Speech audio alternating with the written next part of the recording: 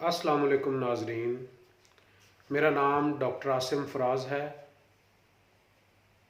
मैं department of live stock and poultry production, faculty of veterinary sciences, Bahauddin Zakaria university Multan में assistant professor के फ़राइज़ sir अंजाम दे रहा हूँ।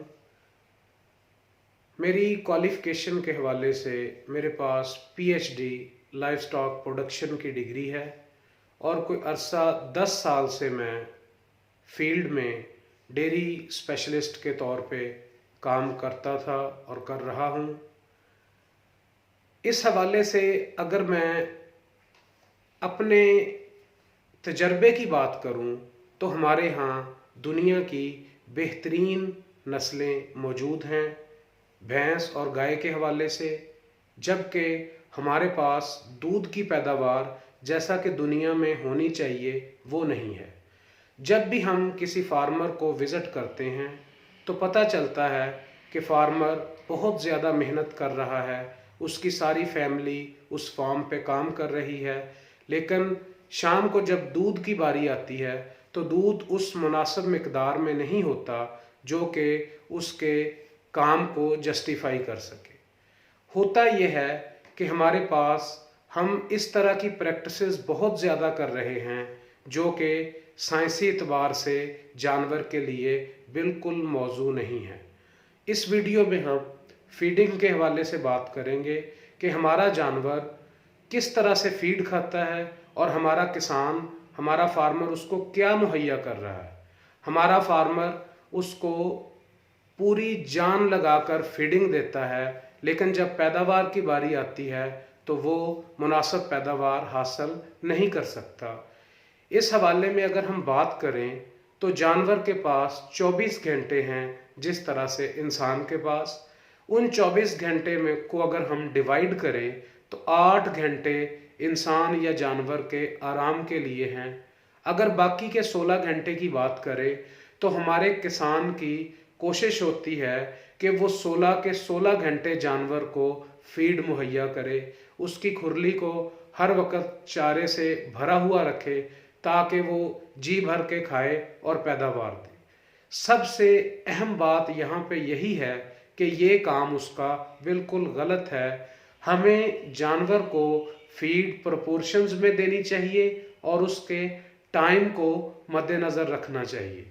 अगर हम बात करें तो हमें जानवर को मिल्किंग के हिसाब से खुराक मुहैया करनी चाहिए और उस खुराक को मुहैया करने के बाद हमें उसको मुनासिब वक़्त देना चाहिए ताकि वो रूमिनेशन करके, जुगाली करके उस खुराक को अपने जिस्म का हिस्सा बना सके, उसको जुज़्वे बदन कर सके। हमारा फार्मर जो सबसे अहम गलती करता है वो यही है कि वो हर वक्त जानवर की खुरली को चारे से भरा हुआ रखता है। जानवर जिस तरह से खाता है उसके बाद उस चारे को पेट में रखने के लिए उसके पास टाइम कम होता है, चूँकि जानवर अपने खाने की ज़रूरत को बढ़ाता जा रहा है और वो एज सच फीड को पास करना शुरू कर देता है। इसकी वजह से क्या होता है कि खुराक मुनासिब अंदाज में हज़म नहीं हो सकती। इस हवाले से अगर मैं एक आपको तजर्बा जो है वो आपके साथ शेयर करूं तो वो ये है कि एक साइंसदान ने क्या किया, उसने मुर्गी के चूज़े ले लिए, उनको गंदम के दाने डाले, वो खा पी के जी भर के बैठ गए। उसके बाद उसने वही दाने दोबारा उठाए, उन पे रंग लगा के फेंक दिया, फिर डाले, जानवरों ने, चूज़ों ने फिर खाना शुरू कर दिया। इस तरह उसने 2-3 मरतबा ये प्रैक्टिस की, यहाँ तक कि चूज़े खा खा के मरने के करीब पहुँच गए, लेकिन उन्होंने खाना बंद नहीं किया। इसी हवाले को अगर हम देखें तो जानवर को हमें मुनासिब खुराक मुनासिब वक्फे में देनी चाहिए। यानी कि अगर हम 16 घंटे की बात करें तो 4 घंटे जानवर खाए पिए और बाकी के जो 12 घंटे हैं अगर वो उसमें रूमिनेशन करे, जुगाली करे, उस खुराक को जुज़्वे बदन करे तो हम इस अंदाज में बेहतर पैदावार ले सकते हैं और इस तरह से हम अपने जानवर की खुराक जो उसको हम चारा जात मुहैया कर रहे हैं, उसके लिए जो हमने ज़मीन वक़्फ़ कर रखी है, हम उस ज़मीन को भी सेव करके अपने एग्रीकल्चरल ऑपरेशंस में इस्तेमाल कर सकते हैं। और इस तरह से आपके फार्म की जो इकोनॉमी है वो टू वे बूस्ट होगी।